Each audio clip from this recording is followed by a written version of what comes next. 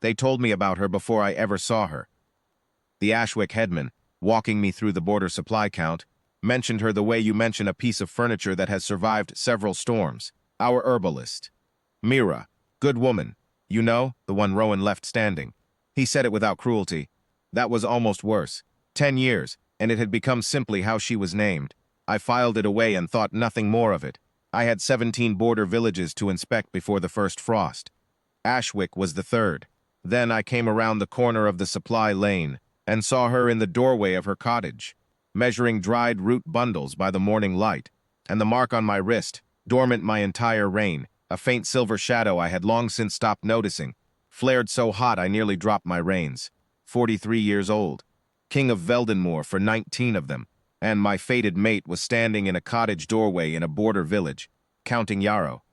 I did not approach her that morning. I am a king and I know how to hold still when I need to think. She noticed nothing. She went inside. I stood at the edge of the lane with my wolf perfectly, eerily quiet in my chest, not surging, not howling, not doing any of the things I had been told a wolf does when it finds its mate. It simply stopped holding its breath. A long exhale after years I had not known it was even bracing. I told my steward I would stay an extra day.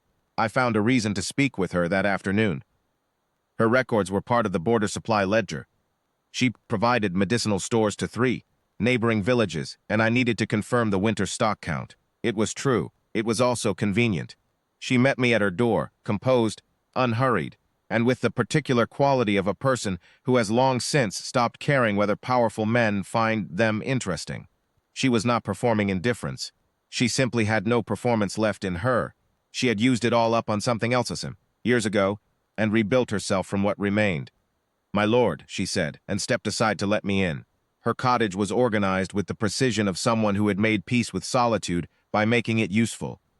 Dried bundles along every rafter, clay jars by the window, labeled in a small clean hand, a work table scarred from years of cutting. In the corner, on the high shelf above the window, a bundle of altar flowers, dried to silver white, 10 years old if they were a day.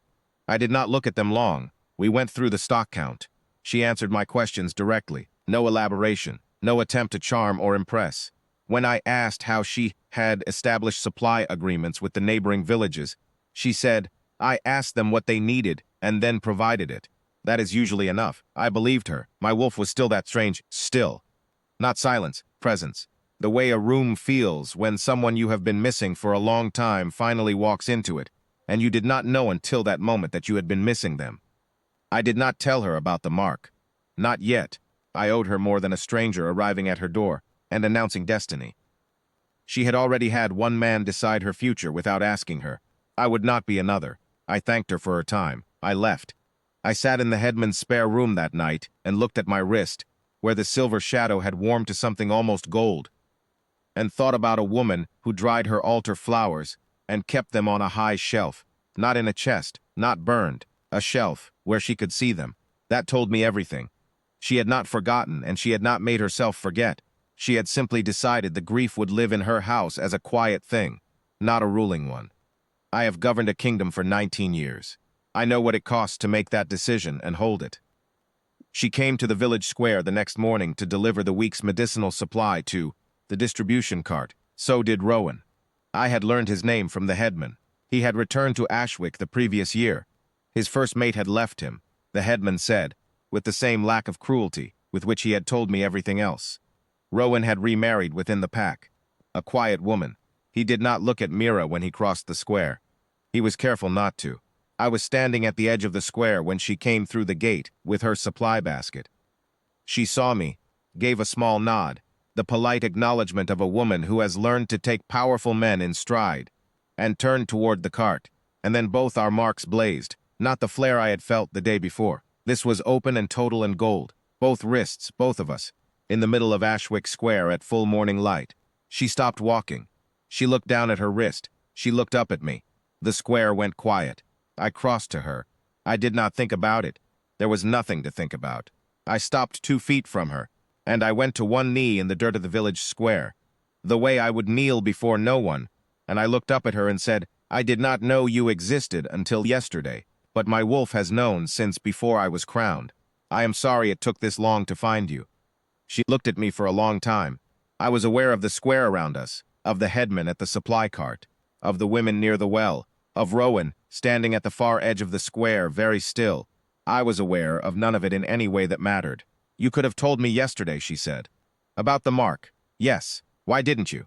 Because you had already had one man decide your future without asking you. I said. I wanted you to have a day first, to know me as something other than a destiny you didn't choose.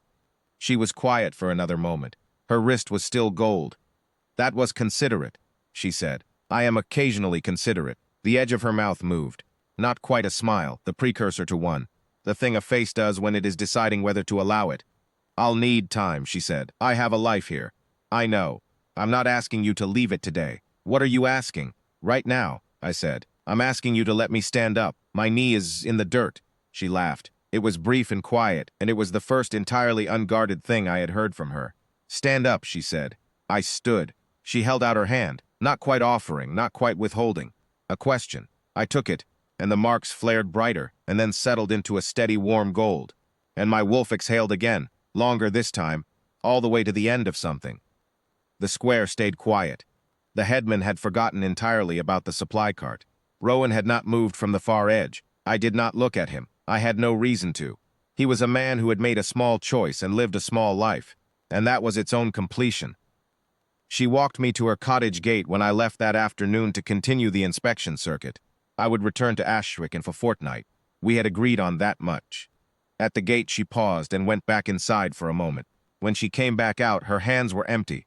I looked past her shoulder. The high shelf above the window was empty too. They were in the way, she said, which was not entirely true and which we both knew. Yes, I said, and did not say anything else, because I am a king, and I know when a thing has been decided. She went inside, I rode north, and somewhere behind me in that cottage I knew the altar flowers were lying in the cold dirt of the yard, finally and entirely set down, their 10 years finished. I did not look back. Neither, I think, did she.